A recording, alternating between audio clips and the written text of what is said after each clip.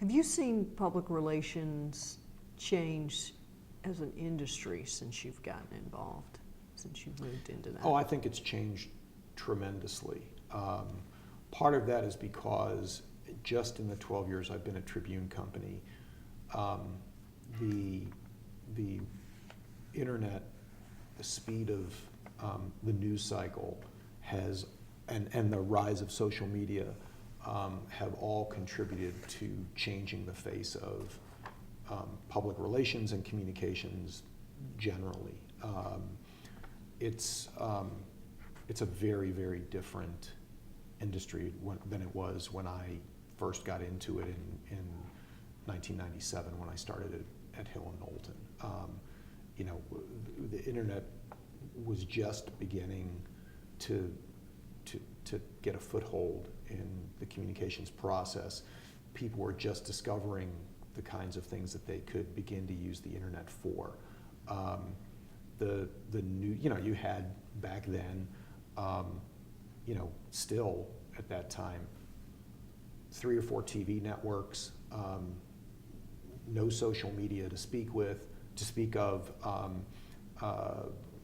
you know, a news cycle you could pretty much predict. Then with the rise of cable news, a variety of broadcast outlets, the internet and social media, and I think also a sense that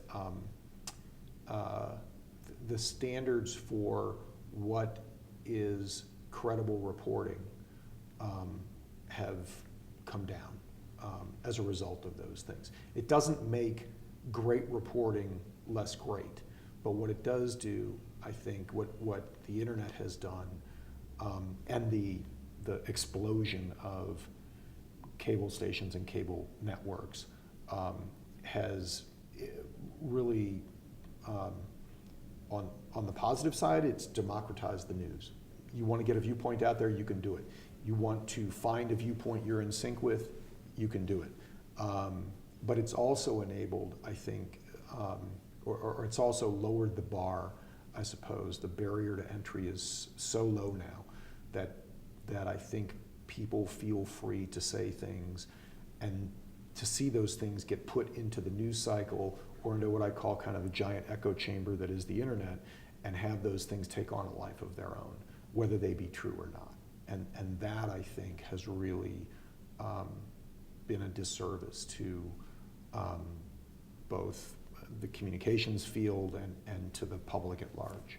You've talked about ethics, you've talked about social media and journalism, and I guess my question to you is, how has social media, perhaps and maybe not, made the public relations industry more or less ethical?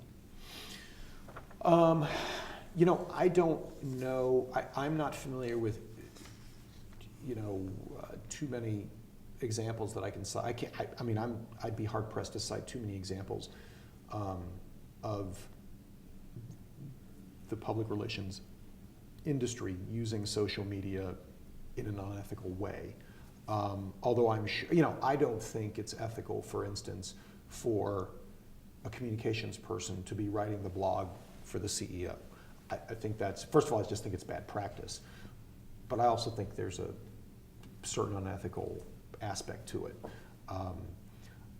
Although I don't think there's, I wouldn't have as much of a problem with a communications person sitting down with the CEO, going over what they want to say or would want to put into a blog, and coming up with something the CEO signs off on. But engaging in tweets back and forth where you're potentially posing as the CEO, or you're maintaining the CEO's Facebook page, or you're engaged in social media on behalf of someone else without really acknowledging that, I think is just fraught with peril. And I think it's bad practice, and I think it's, you know, potentially unethical in terms of it, depending on how you approach it and what you're saying in it. And I think it's much easier to do those kinds of things now. It's much easier to insert yourself into a dialogue and to steer people or to try and steer people one way or the other, where you're potentially posing as a housewife, an iron worker, or whatever, when you're a communications professional trying to steer a debate. I think it's too easy these days to hide behind a false identity, and the internet has made that possible. And I think that's always, like I said, bad practice and unethical. What do you think is going to be the biggest challenge for public relations practitioners in the next decade or so? Social media, at least as I sit here right now, but if you would have asked me that 5 years ago, nobody would have said social media. So I think right now I would say the toughest thing is managing and understanding. I'll flip that around. The toughest thing right now is understanding first and then managing social media. Understanding how to use it, understanding the attitude behind it, understanding how to use it to your favor, understanding where you can use it to respond instantaneously to something that has the ability to take down your entire business within a 24-hour period. I think all of those things make social media right now a huge challenge, and that doesn't even begin to touch on the technologies that we don't know exist that will 3 years from now make Twitter obsolete. My kids are already telling me that Facebook is for old people. So it's trying to figure out where the next wave comes. How manageable is social media? Because every single employee in your company is... They shouldn't be. That's part of it. Yes, every single employee in our company has the capacity to have their own Facebook page. Absolutely. And on a personal level, they absolutely should, if they want one.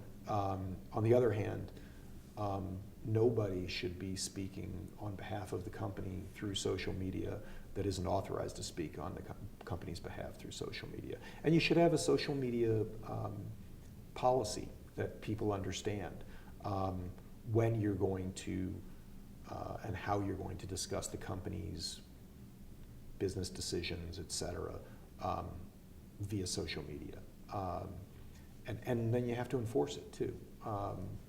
But I think that you have to manage or try managing social media within your company, especially within those companies that are